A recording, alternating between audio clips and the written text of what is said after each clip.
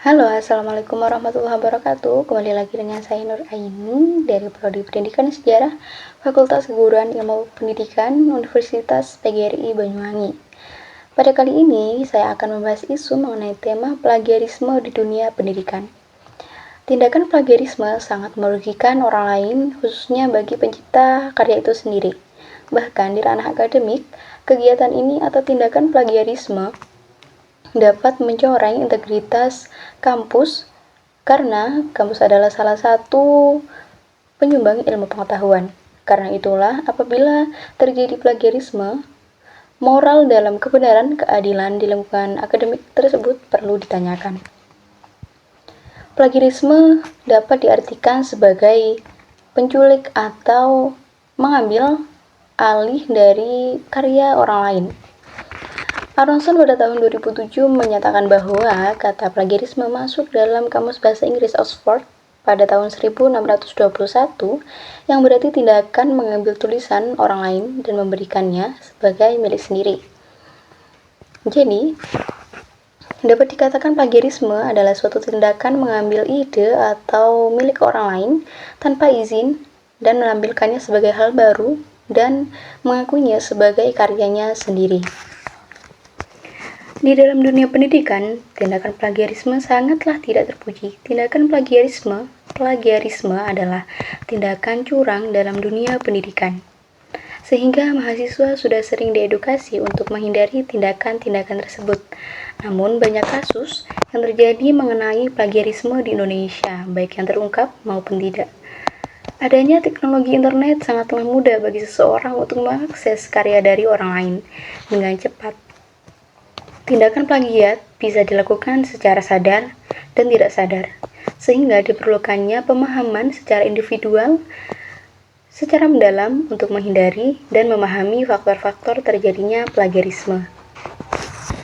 Salah satu contoh tindakan plagiarisme yang dilakukan oleh beberapa orang yang menghebohkan Indonesia dilansir dari www.kumparan.com adalah Muhammad Juliansyah yang merupakan alumnus program doktoral STIE angkatan 2003 menerima konsekuensi berupa tidak berlakunya ijazah serta disertasi miliknya. Akibat terbukti melakukan plagiarisme dalam disertasi karyanya.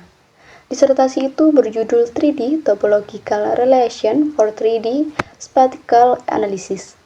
Disertasi tersebut merupakan plagiasi dari paper berjudul One 3D Topological Relationship yang dikarang oleh Shika Zlatanova. Pernyataan tersebut dikeluarkan oleh pihak komite IEEE ketika disertasi karya Juliansyah diikutsertakan dalam The IEEE International Conference on Cybernetic and Intelligent System di Chengdu, China pada akhir September 2008 lalu. Sementara paper Shika pernah dipresentasikan dalam The 11 tahun International Workshop on Database and Expert System Application DEXA pada tahun 2000. Plagiarisme yang dilakukan oleh Juliansyah ini masuk dalam kategori plagiasi level 1 atau level pertama, dan level ini adalah yang paling berat.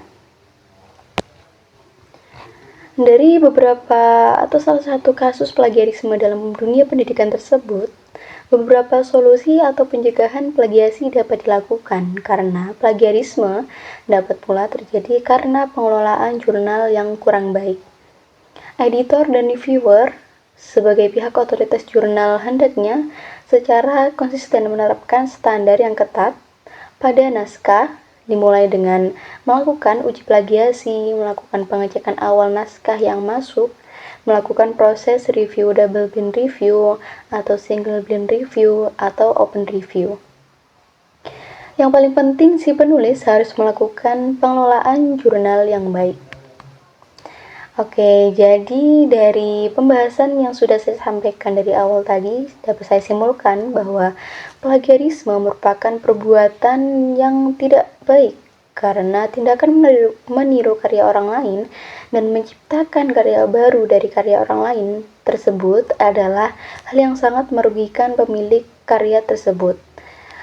utamanya dalam dunia pendidikan, serta diketahui membuat karya atau jurnal, skripsi, disertasi itu sangatlah tidak mudah dan membutuhkan waktu yang lama.